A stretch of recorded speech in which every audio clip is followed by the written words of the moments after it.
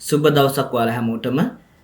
ඔයාලා හැමෝම පිළිගන්නවා ඊසිලර්න් LK YouTube නාලිකාවේ ඉංග්‍රීසි පාඩම් මාලාවත් එක්ක.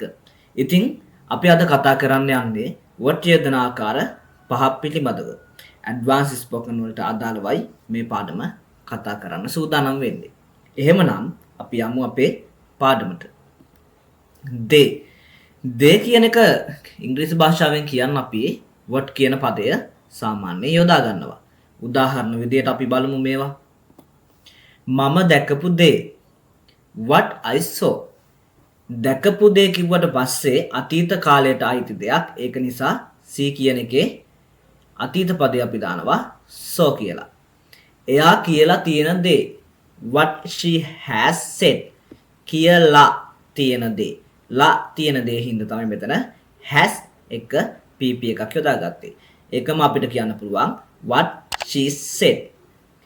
එයාලා කර හිටිය දේ. කර හිටිය දේ. What they were doing.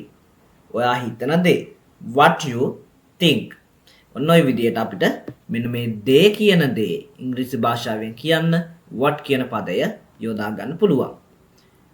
දෙවෙනි අවස්ථාව. මෙන්න මේ දේ කියන දෙයට පස්සේ අපි දාමු වචනයක්. එහෙම නැත්නම් ඒකට කියනවා අපි සබ්ජෙක්ට් එකක් කියලා. ඇත්ත, භයානකයි, වටිනවා. මේ වගේ දෙයක්. උදාහරණ බලද්දි පැහැදිලි වෙවි. මෙන්න මෙහෙම. මම දැකපු දේ ඉස්සෙල්ලා කොටසමයි. මම දැකපු දේ ඒකට අපි එකක් ඇඩ් කරනවා ලස්සනයි. මම දැකපු දේ what I saw ලස්සනයි. beautiful. මේක අතීත කාලයට අයිති නිසා අපි was දැම්ම මෙතනට. අවශ්‍ය නම් වර්තමානයට අවශ්‍ය නම් ස්ථාන පුළුවන්. අපි කිය හිටිය දේ what we were talking. What we were talking. දේ වැදගත්, important. අතීත කාලයට අයිති. ඒක නිසා was දැම්මා වැදගත්.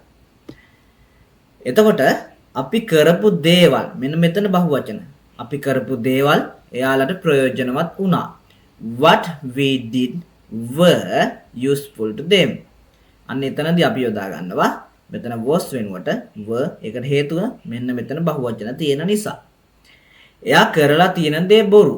කරලා තියෙන දේ එකක් බොරු. What she has done was a lie. What she has done was a lie. කරලා ලා තියෙන. ඒක නිසා තමයි මෙතන has එක done ඇවිල්ලා තියෙන්නේ. තුන්වෙනි එක. what කියන තුන්වෙනි අවස්ථාව. අපි බලමු මේක සම්බන්ධ වාචි පදයක් විදියට යොදාගන්නේ කොහොමද කියලා. දැන් මෙන්න මේ වගේ දේවල්. ඔයා මට කියපු දේ තමයි මම කරේ. වාක්‍ය දෙකක් විදියට තමයි තියෙන්නේ. හැබැයි අදහස් දෙකක් එකම වාක්‍යයක් ඇතුලේ. ඔයා මට කියපු දේ තමයි මම කරේ. What you told me I did. මම දන්න දේ තමයි. What I know. මම දන්න දේ. What I know. මම ඔයාට කිව්වේ I told you. ඔයා ඉල්ලපු දේ තමයි එයා දුන්නේ. ඔයා ඉල්ලපු දේ what you asked for. එයා දුන්නේ he gave. අම්මා මට කිව්ව දේ තමයි මම කරන්න යන්නේ. අම්මා මට කිව්ව දේ what අම්මා told me මම කරන්න යන්නේ I'm going to do. එතකොට say සහ tell අතර වෙනසක් චුට්ටක් කියලා දෙන්නම්. say දානවා ප්‍රකාශයක් සඳහා, tell දානවා ප්‍රකාශයෙන් පස්සේ යම් පුද්ගලයෙක් ඉන්නවනම්. He didn't say එතනදී පුද්ගලයෙක් නෑ, ප්‍රකාශයක් විතරයි. He didn't tell me. අන්න එතන ප්‍රකාශයේ පුද්ගලයෙක් ඉන්නවා. ඒක නිසා අපි එතනට tell දානවා. say tell අතර වෙනස සරලව එහෙමයි ප්‍රකාශ කරන්නේ. ඊළඟ කොටස තමයි a සහ they. ඒක අපි බලමු මෙන්න මේ විදියට උදාහරණත් එක්ක. ඒ මට ඕන දේ. It is what I want. ඒ කියන එක සඳහා it is ගන්නවා. they සඳහා what ගන්නවා. It is what I want. ඒ ඔයා හිතන දේ. It is what you think. ඒ අපිට ඕන දේ නෙවෙයි. It is not what we want. ඒ ඔයා දුන්න දේ නෙවෙයි. It is not what you gave.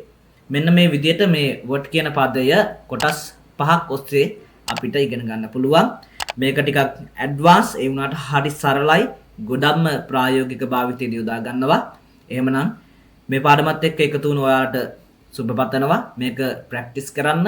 ඔයා වාක්‍ය හදාගන්න. ඒ වාක්‍ය සඳහා ඉංග්‍රීසි වචන හොයාගන්න. ප්‍රායෝගිකව භාවිත කරන්න.